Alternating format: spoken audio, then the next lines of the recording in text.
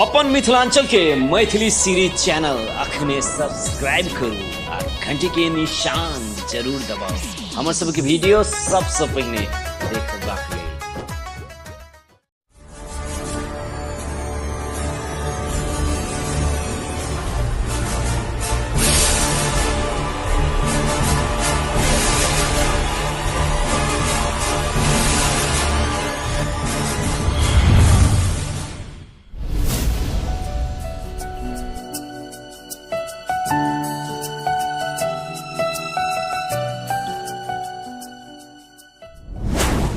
युवा प्रतिभा मिथिला के युवा गजलकार साहित्यकार शायरी गजल लिखवाक में रुचि रखनिहार एसके मैथिल द्वारा रचना कयल गेल दिल धड़कलै त धड़कलै कोना।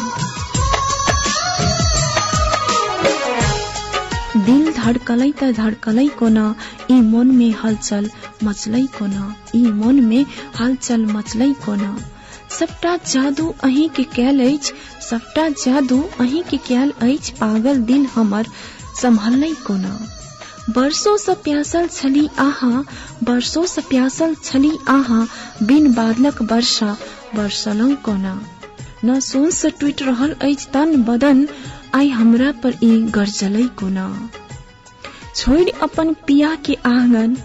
छोड़ अपन पिया के आंगन ऊ एसके के सीना से सिमटलै कोना।